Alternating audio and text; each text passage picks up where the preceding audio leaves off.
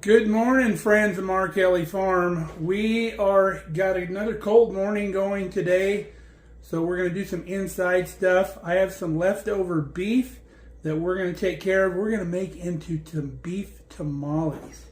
So that's always a crowd favorite. So stick around. We'll show you how to make these beef tamales. They're not that hard. There's a few steps, but we'll show you how to do them.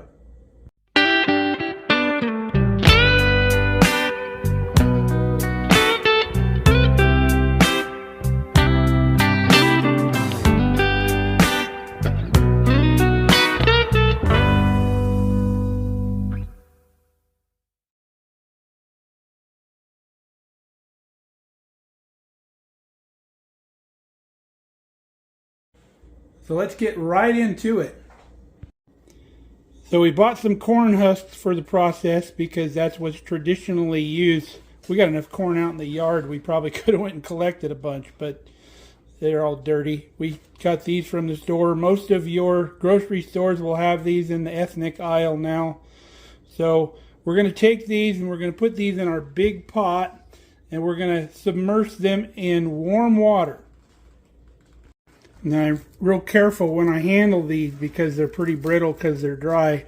You can see I've got this first package in the pot. We've got the small end going one way. So this one we're going to put the small end going the other way so they fit in there better. And then we're going to fill this full of warm water.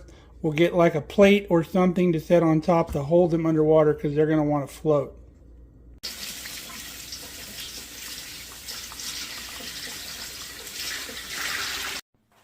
Now you can see these things are very, very buoyant. So what we're going to do, we're going to put a colander in here like this. And then we're going to go with our container or water container we were using to fill the pot. We've got about a half a gallon of water in there just to weight everything down. And we're going to use this again later for something else we'll show you. So those need to soak for at least 3 hours. And it's 8 a.m. now, so we'll be back at 11 for those, but we've got stuff to do in the meantime to prepare. Now, normally what you would have to do at this point is cook the beef or chicken or whatever you were going to use. Put about 4 pounds of beef with a few cloves of garlic in a pot, cover it with water, and simmer it for about 3.5 hours or so until your meat is tender. Don't worry about adding a lot of flavor because that comes later. However, we made French dip for Christmas dinner for the family, and we cooked down a bunch of soup bones to make the au jus. So we have all this beef that came off of those soup bones that's already fork tender, and it's 4 pounds of beef, shredded beef, that we're going to use for this dish. If not, like I said, cook your own meat and then shred it up. So we're going to get going on some of the flavors that we're going to put in this beef. So I've got 4 ancho chilies that we're going to put the fire on these, and we're going to toast them a little bit. These are dried. We bought them same area we bought the corn husk in the ethnic food aisle in the store. Most stores will have these. If not, you can order them online. So let's get these babies toasted. We have our chilies toasted. The fragrance coming off these is amazing. So we're going to put these over here on a paper plate, let them cool. And then we're going to pull the stems out, remove the seeds, and then we're going to process them up. So while we're waiting for our chilies to cool off, we put our aromatics together. In this little cup here, we have about 4 cloves worth of minced garlic and a teaspoon of vinegar for a little acidity. You can use lemon juice if you'd like. Now in this little cup over here, we have 1 teaspoon of dried oregano. We have 2 teaspoons of ground cumin, 1 teaspoon of red pepper. And then we're not going to add any salt yet because we want a salt to taste when we're done. Our peppers have cooled off enough where we can handle them. You can just pull them apart. You can see the seed pod there on the top is we want to remove that and the stem. Should pull right out of there.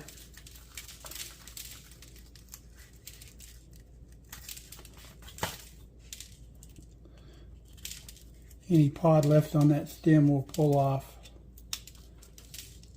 Because we want all that flavor from that pod. And then we'll do that to the rest of these peppers as well.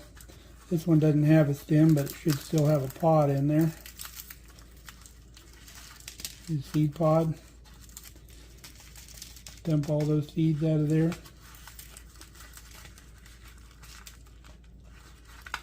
A lot of the heat is in your seeds, so that's why we're going to lose most of them. We just want the flavor without the heat.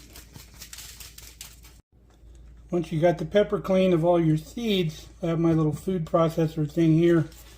We're just going to break this up into small pieces and throw right in here to our food processor, because we're going to process this stuff up. You see all the seeds we got out of those peppers. That's a lot of heat that we don't have to deal with. And then we have all of our peppers in our food processor here. Let's give these a spin.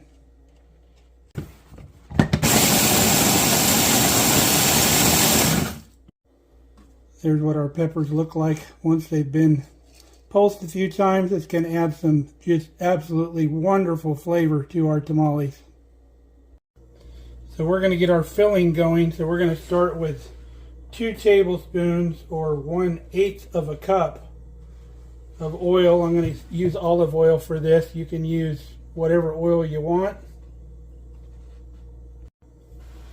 Now to our oil, we want to add 2 tablespoons of just all-purpose flour. That's going to create a roux. And we'll get this all stirred up together, get all that flour moistened, and we're going to brown it just a little bit. Okay, you see that little bit of color we put on our roux. Now remember that chicken stock we made the other day? Look how beautiful, thick, and rich that is. We've got a cup of that we're going to pour in there. And then as that heats up, it'll turn back to liquid instead of that meat jello that we had there. So once that's liquid again, like it is now, we're going to dump in all of our chilies and all of our other aromatics that we put together earlier, our garlic and our vinegar. And then we're going to give that a stir. It already smells just absolutely amazing. Isn't that beautiful? That beautiful dark red color.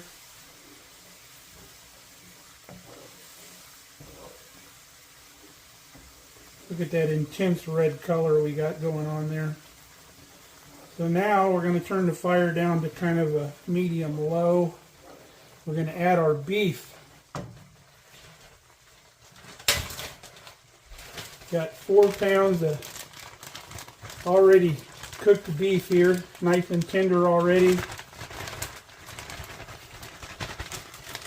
Now if you cooked your own beef at home, you save all that liquid that comes out of it, and you can use that liquid in here instead of, beef stock or whatever you got.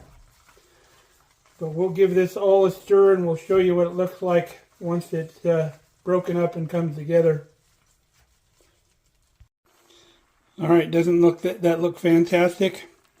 So now that we're bringing it up to temperature, we're going to put this on low. We're going to simmer this for about 30 minutes, stirring it every now and then. Alright, now that we've been simmering for a while, we're going to start adding our salt, because our mixture definitely needs salt. We've already tasted it. So we're going to start with about 2 teaspoons worth of salt and see where that takes us. Just keep tasting it until it's to your liking. Okay, our seasoning's what we want with the salt, and you can see we don't have any more liquid here in the bottom of the pan. You don't want runny tamales.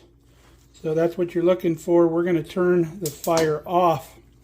And then this is going to cool down. It doesn't have to cool down all the way, but you want to be able to handle it.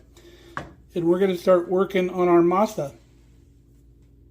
Now, do you need to go all the trouble to make this meat, doing all the spices like that and everything? If you want the good, authentic tamale flavor, yes, you do.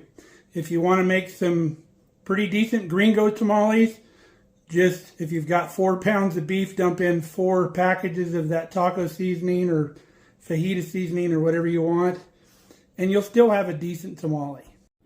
So back to our masa. We've got our big bowl out because it's just easier. And then to this bowl, we want to add 3 cups of lard. You remember we processed and canned our own lard here on the homestead.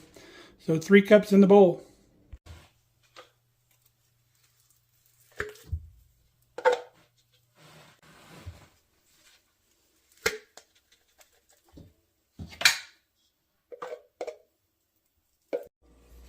Next thing we need in the mix is a full tablespoon of salt. Because I'm using kosher, I heaped it up a little bit. Next item is corn flour. That's sold also in the ethnic aisle of your store. You probably won't find it by your regular flours at the store. We're going to work this lard up with our fingers and loosen it up quite a bit. And then 1 cup at a time, we're going to mix in our corn flour. It's going to take about 9 cups. In fact, we're going to use exactly 9 cups. And we'll just keep mixing it in slowly. Going to start breaking that lard up, loosening it up quite a bit, mixing that salt in. Beautiful white lard that we made right here on the homestead.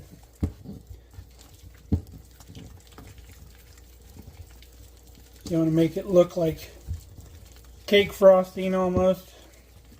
Get a little air in it. And then we'll start with our flour. Here's our first cup.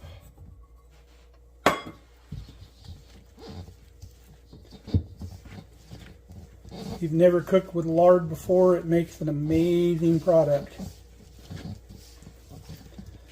So we'll keep going 1 cup at a time. We'll show you what it looks like when we're done. Okay, we're all mixed up. It's not mixed thoroughly enough until it all comes together. You'll find it real crumbly until then. But we've got all 9 cups of our corn flour in there. Now our dough's a little stiffer than we need, which is, it's going to be that way. So what you want to do now is add liquid to make it the consistency of like a really soft cookie dough. Now most people will just use water. But if you use cooking liquid, like from if you cooked your beef, use cooking liquid from that to mix in here. It gives your masa a much better flavor. It's not bland and the tamales are much more enjoyable. We're just going to use more of our stock that we have left over from the other day since we don't have the cooking liquid from that beef. Or you could use beef broth straight out of the store or whatever you wanted to use for this. You prefer not to use water. Now I've left our stock out at room temperature since we used it in the meat over here. And when it's not in the fridge, it's still in the liquid form. We've got about a cup here. I'm going to add about a half a cup to start with. Let me make a little well in the middle here. And then we'll add about a half a cup of our stock. Now don't use anything warm because I've seen some people use warm water. You don't want it so warm to where it's making your lard melt. I just use a cold liquid. You'll end up a little bit better. But we'll mix this in. We'll see if we need some more. I'm going to go ahead and add in our other half a cup. We may even need more than that. Now I don't know if you noticed when we were putting this together, your corn flour to lard ratio is 1 to 3. 1 part lard to 3 parts corn flour. So that is easily scalable. If you wanted to make a smaller batch, you could go, we had 3 cups of lard to 9 cups of corn flour. You could do 1 cup of lard to 3 cups corn flour, half a cup of lard to 1.5 cups of corn flour, depending on how much meat you have to deal with. You can make tamales. I think we're going to need just a little bit more because we're still a little stiff. Now I don't want to open one of my freshly canned jars of stock just for the little bit I need in here, so I'll just mix up some of this better than bouillon with water, and that will work. So 1 teaspoon of our better than bouillon and 1 cup of water. We'll start with a 1/2 cup again. We'll just keep going till it looks good. Okay, we got the consistency we need. It even smells good because we've been using that good beef stock. I'm going to cover this with plastic wrap until our husks are ready to go. Getting on to lunchtime, so I warmed up one of our homemade runses. If you didn't see that video, go back and check that out. They are fantastic. In 3 hours, our corn husk should be hydrated now. So we'll take our colander out of here. We're going to use this again later. So let's check out our corn husks. They feel good. So every now and then you'll find these ones that are really narrow like this instead of the nice big ones. So what I do with these is if you're going to be tying your tamales, you can make the little tie wraps with these little narrow ones, basically making little pieces that you could tie with. Got all our corn husk pulled out of the pot, all laid out here. We've got a whole bunch of ties that we've made. I've dumped a bunch of the water out, but I'm going to keep some of it in there for our boiling or steaming water, because you can see how yellow that water is. It's got a good corn flavor to it. So that'll impart some of that corn flavor as it steams up through the tamales. Now to make our steamer, I told you our colander was coming back. We're going to put that right in there in the bottom, keeping it above the water level. Now to fill these edges in here, we've got some rolled up foil that we'll just fill those holes in. Now some people will have an actual steamer rack that they can use, but this works in a pinch. So we'll move this off to the side. We'll get our filling and our masa over here. We're going to get going. All right, we got everything in place.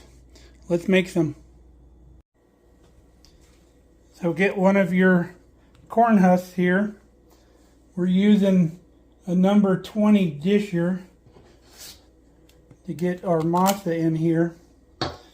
Now you want to spread your masa out on your corn husk towards the top, because you don't want to make them too long. And just kind of smash it down all the way around. If it wants to stick to your spatula, just put your finger underneath and wipe it off like that. Okay, we have our masa on our corn husk. We're going to use our another little disher here, our number 30 disher, to put some meat in our tamale. And then you simply fold that over. I like to pull it down and bring that over. A lot of people get a lot of masa in here, but I don't care for that. And then fold the bottom up like that. And then we'll get one of our tie wraps that we made and tie right around the middle. You don't have to do a double knot. You just want to cinch it up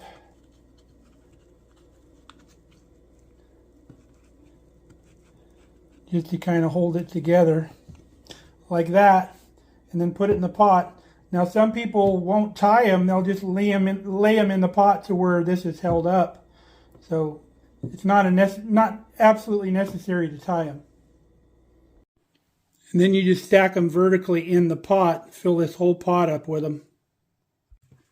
Now a good practice in making your tamales is bringing your masa down almost halfway there. And that way when you fold it up, it's kind of perfectly in half. You don't get one side longer than the other.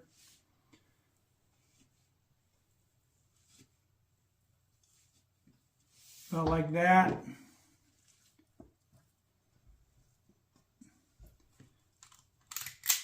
your meat in there.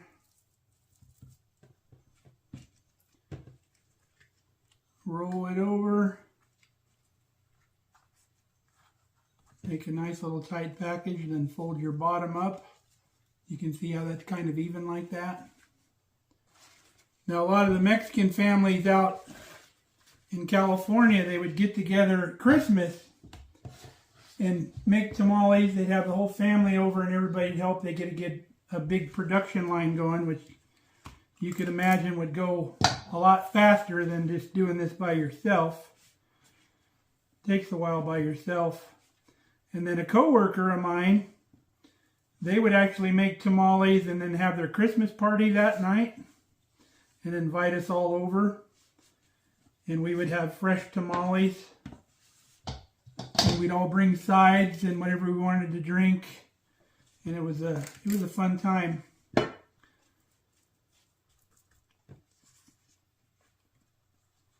Now we had a family that would come around also every Wednesday night when we lived out there and bring tamales around, fresh ones that they just made.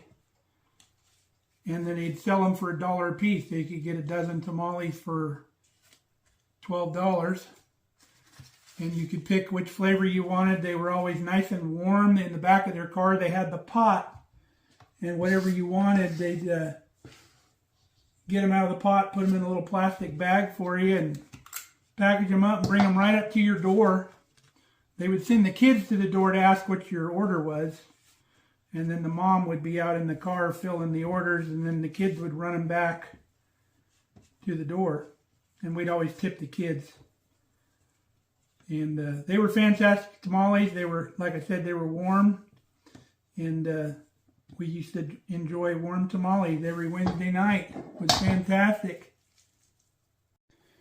You can see I've stopped tying because it's kind of a pain. I just lean the folded side up against the last tamale and they all stay together.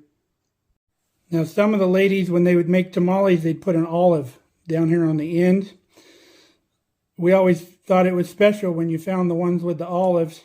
I don't know what the purpose of it was. If you do, let me know. But I used to always love having the olive down on the end, so I'm going to make some of those too. Okay, our pot is full. Got everything stacked in there, so we're going to turn the heat on. And then once we get a good boil going, we'll put the lid on this.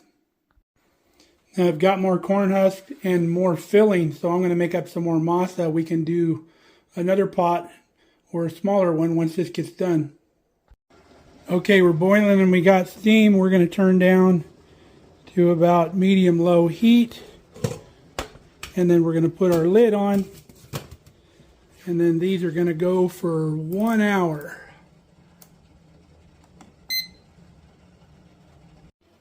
All right, used up all the beef. I filled our little pot with a strainer or a basket in there. We'll get this one going as well. We've got 30 minutes left on this one. I've got a little masa left. I'm going to put this in a bag. I got some leftover chicken in the fridge. We can make some chicken tamales tomorrow. So through the modern miracle of video, we're giving you a little back to the future moment. It's the next day we're doing chicken tamales. And I wanted to show you the corn husk is just a vessel. If you don't want to buy those, there's other things you can use. I take my little parchment paper here. I cut it into three kind of, I forget what the name of that shape is, but kind of triangular. And you can use those for your tamale pouches, or you can use foil too. You're not just tied to the corn husk. All right, our 1 hour time is up. So we're going to pull a tamale out of the center of this, see if the masa has been firmed up, see if they're all done. All right, the masa is perfectly cooked, so we can shut that pot off. So we've got the lid off. We're going to let this start cooling down over here. Since it's out, we might as well eat it. Got a little habanero salsa on it.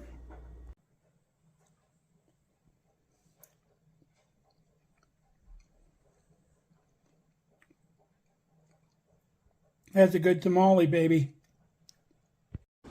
All right, I got the tamales out of the pots, and we've got them in our vacuum seal bags for the freezer.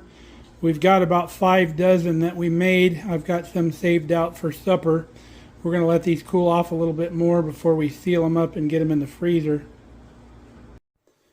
So Kelly's going to be home here in about a half an hour, and I need to have supper ready because we have a basketball game to go to tonight. The school got into the district finals, so we're going to go watch that. So I need to get the rest of supper done. So we're going to make some refried beans to go with our tamales. Starting with some bacon here, I'm going to chop that up. Going to give that bacon a little saute. Went down and got a pint of our home canned pinto beans. Okay, all the fat is rendered out of our bacon. We're going to go ahead and dump all of our beans in there and our spices. And then we're going to get that going. Got everything incorporated. We've got our fire turned down a little bit. We're going to go in with the masher and mash up probably about 50% of these beans. All right, there's our beans. We're going to bring this up just to where it starts bubbling. And then these things are done. We'll taste it for spice, but I'm sure it's fine. And then we can plate up some supper. Now, if you're wondering what our spice mix was that we threw in here, I like to put a little chili powder in. I put about probably half a teaspoon of that, and probably a 1/4 teaspoon of ground cumin, probably a 1/4 teaspoon of onion powder, and a 1/4 teaspoon of garlic salt. All right, dinner's plated up. Got a couple tamales with some fire roasted salsa or refried beans. That's going to be a fine meal. Kelly's going to love it. Got them all packaged up, ready for the freezer. Have some good quick meals. Now, if you're going to reheat these tamales, the best way is take like this vacuum seal bag. You can put that in a pot of boiling water and let them come up to whatever temperature you want. Or take them out, leave the husk on them, and then put them in a warm skillet, like on low, and just flop them every now and then until they're warm. I recommend you don't microwave them because I think that just ruins them. It makes them dry and hard, and it's just not a good reheat process for these.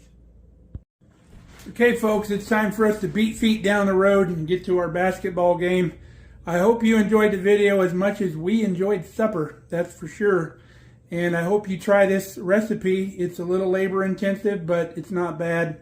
I'm sure a lot of you folks that have been making tamales for years kind of chuckled at me, the old gringo making tamales, but we really love them, and it's not terrible to make them. So till next time, stay safe, stay healthy. We love you guys. We hope you come back and see us soon here at Mark Kelly Farm. We'll see you.